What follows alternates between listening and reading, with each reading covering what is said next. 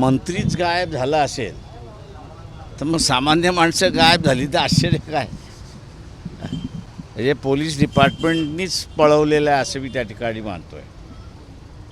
त्याला इतर कोणीच पळवलेलं नाही, तर पोलीस डिपार्टमेंटनीच पळवलेलं आहे आणि कोकाटेनं असताना पोलिसांनीच लपवलेलं आहे आणि ते मुख्यमंत्र्याच्या सांगण्यावरनं लपवलेलं आहे अशी परिस्थिती आहे. त्याच्यामुळे असताना हे सरकार कोर्टालाही मानत नाही, न्यायही मानत नाही अशी असणारी परिस्थिती आहे. वाचवण्याचा प्रयत्न कोकाटेंना होतोय का? कारण राजीनाम्याची मागणी या आधी शेवटी असे एक असं आहे की एकदा तुम्हाला 2 वर्षाची शिक्षा झाली तर तुमचा मताचा अधिकार पहिल्यांदा सस्पेंड होतो आणि कायदा असा म्हणतो की ज्याला 2 वर्षाची शिक्षा झालेली आहे त्याला आमदार, खासदार किंवा नगरपालिका, महानगरपालिका, जिल्हा परिषद असेल याचं सदस्य राहता येत नाही. तेव्हा कायद्याचा अपमान होणार नाही याची दक्षता देवेंद्र फडणवीस यांनी घ्यावी. त्यांचीसुद्धा एक केस नागपूर कोर्टामध्ये चाललेली आहे. तेव्हा त्यांनी ह्या दोन्ही केसेस लिंक करू नये अशी फक्त माझी विनंती आहे त्यांना. सर, मुंबई महानगरपालिकेमध्ये काँग्रेससोबत जात आहे का? संपाळासोबत आपली बैठक झालेली आहे, सकारात्मक चर्चा झाली का? ते मी आता सकपालांची कन्या जी आहे ती कन्या इंग्लंडला असते आणि अनेक वेळा त्या असणाऱ्या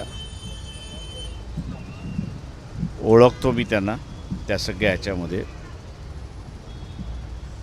आता त्या इंग्लंडला शिकण्यासाठी गेलेल्या आहेत आणि शिकण्यासाठी गेलेच्या संदर्भातला त्यांचा असणारा जो काही एक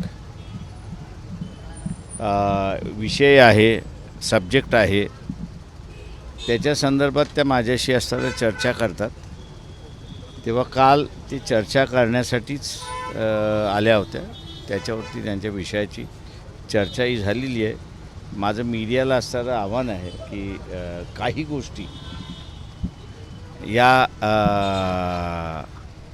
स्पेक्युलेशनच्या बाहेर ठेवल्या तर अधिक चांगल्या असं मी त्या ठिकाणी मानतो. तेव्हा ही गोष्टसुद्धा त्यासुद्धा विद्यार्थिनी आहेत इंग्लंडमध्ये आणि पुन्हा त्या असणाऱ्या जाणार आहेत. त्यांच्या असणाऱ्या काही जणांना त्यांनी असणारं नावं घेतली, त्यांचं असणारं व्ह्यूज त्यांना पाहिजे होते, त्याच्यासाठी त्या आल्या होत्या. त्या माझी विनंती आहे सगळ्यांना की याला असताना आपण एक पॉलिटिकल कलर देऊ नये अशी माझी विनंती.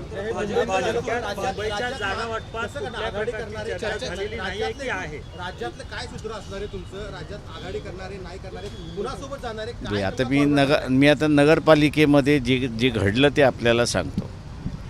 नगरपालिकेमध्ये आमची असणारी युती काही ठिकाणी राष्ट्रवादीबरोबर झाली, आमची असणारी युती काही ठिकाणी एकनाथ शिंदेंबरोबर झाली,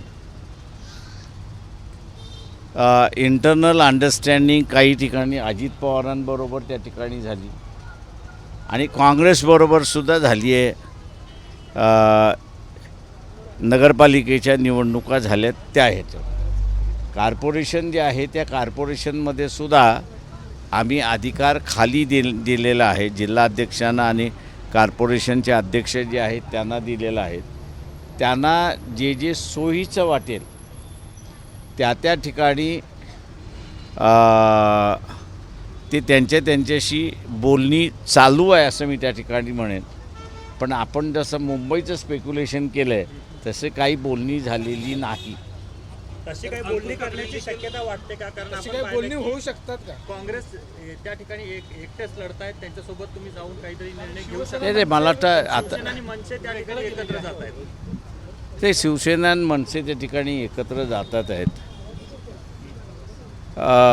शिवसेनेने असणारा आपला दायरा जो आहे तो अत्यंत कमी करून घेतलेला आहे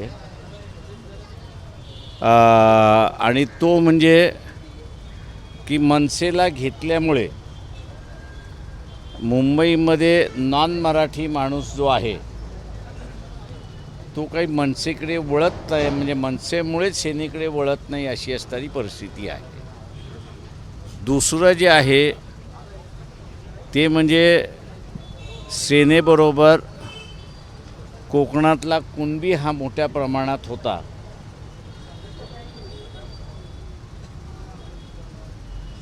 माथाडी कामगारसुद्धा मोठ्या प्रमाणात सेनेबरोबर होता. माथाडी कामगार अजून उघडपणे बोलत नाही आहे, पण कोकणातला कुणबी जो आहे त्याला म्हणजे तिथे मोठा वाद आहे कोकणामध्ये खोताचा आणि शेतकऱ्यांचा. तेव्हा शासनाने ज्या काही जमिनी अधिग्रहण केल्या, या सगळ्या अधिग्रहण केलेल्या जमिनींचा मोबदला जो आहे तो खोताला मिळाला, पण तिथल्या असणाऱ्या धारकाला मिळाला नाही. म्हणजे तुम्ही आता सांगली धारक नका धरू, जमिनीचे धारक जे आहेत त्यांना मिळालेला नाही. आणि सेनेने या सगळ्या कुणबी समाजासाठी काहीही केलेलं नाही. आणि त्याच्यामुळे कुणबी हा सुद्धा मोठ्या प्रमाणात शिवसेनेवरती नाराज आहे असं मी त्या ठिकाणी मानतो आहे. हा जो नॉन महाराष्ट्रीयन जो आहे तो इतर राज्यातून आलेला हा वंचितकडे मोठ्या प्रमाणात वळालेला आहे. त्याच्यामुळे असणारा मुंबईमधली आजची स्थिती आमची चांगली आहे असं मी त्या ठिकाणी मानेन. आपली स्थिती चांगली आहे, पण आपण काँग्रेस सोबत जाणार आहे की नाही या संदर्भात मात्र आपण स्पष्ट भूमिका मांडताना दिसत नाहीये. काही चर्चा होणार आहे किंवा नाही आहे? आपली शेअरिंग जास्त ते त्याच्यामध्ये असणारं आहे की मुंबई कमिटी आमची जी आहे ते अधिकार आम्ही मुंबई कमिटीला दिलेले आहेत. तेव्हा मुंबई कमिटी जो निर्णय घेईल त्या निर्णयाच्या पाठीमागे पक्ष राहील. काँग्रेसकडून तसा काही प्रस्ताव आलेला आहे का? ते मला वाटतं BJP आम्ही आता एकनाथ शिंदेंबरोबर बसलो आहे, पण अजित पवारांबरोबर बसलेलो नाही असं जे काही चित्र उभं करतं आहे.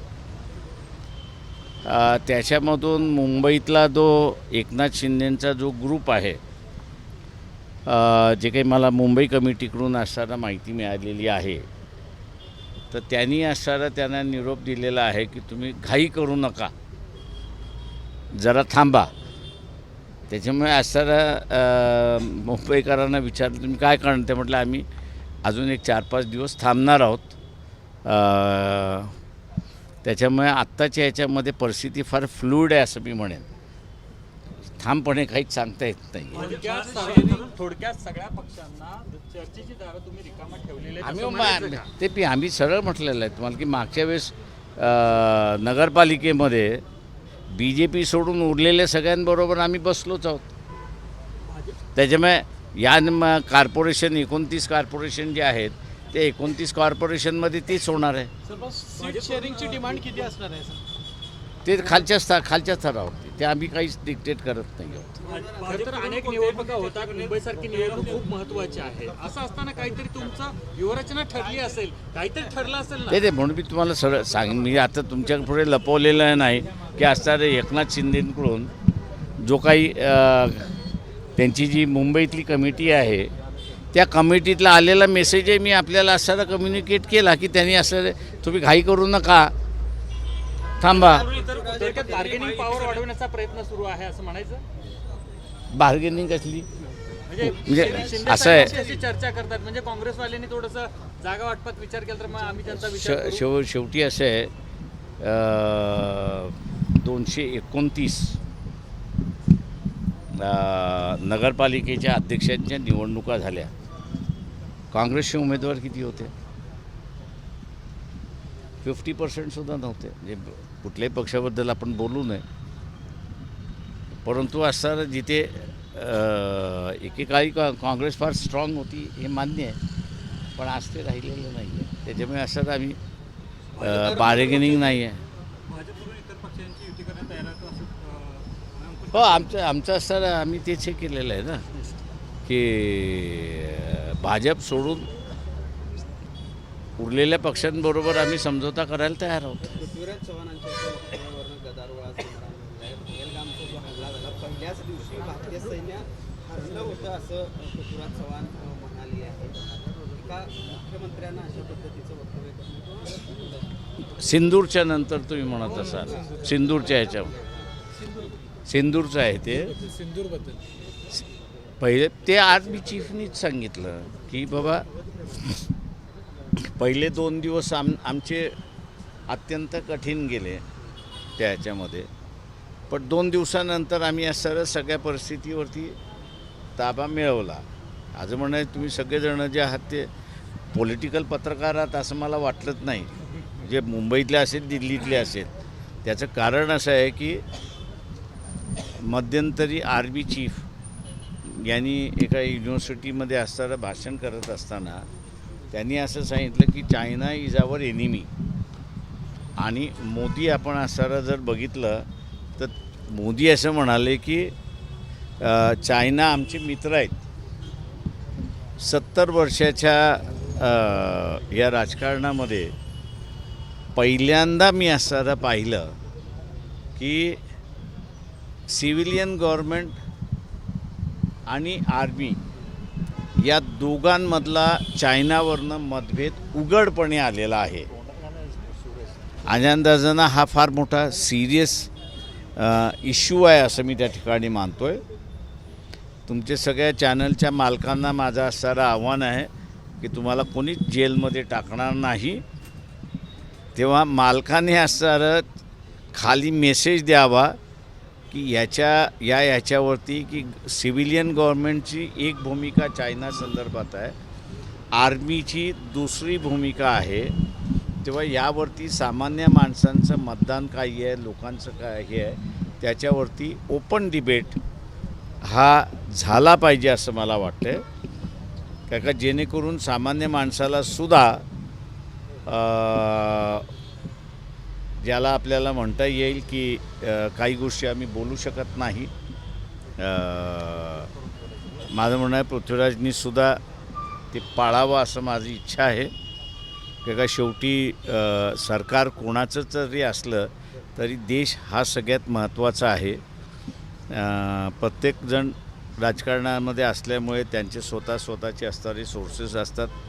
अधिकृत माहिती आपल्या सगळ्यांना मिळत असते, परंतु ती देशाच्या हिताची आहे की नाही हे बघून आपल्याला असणारं त्याच्यावरती वक्तव्य करावं लागतं. म्हणून आपल्या सगळ्या मालकांनी हा एक ओपन डिबेट का शेवटी ज्या भाषेमध्ये असणारं आर्मी चीफनी मांडलं ती मला जरा गंभीर वाटते. माणिकराव कोकाटेंना अटक करण्याची अधिसूचना हायकोर्टाने ते असं आहे मी त्यांना असणारा पोलिसांनीच पळवलं आहे. मी अगोदरच सांगतो आहे तुम्हाला, त्यांना दुसरं तिसरं कोणीच नाही पळवलेलं आहे. पोलिसांनीच पळवलेलं आहे आणि पोलिसांनीच लपवलेलं आहे. मराठी माणूस 19 तारखेला पंतप्रधान होईल असे थँक्यू व्हेरी मच.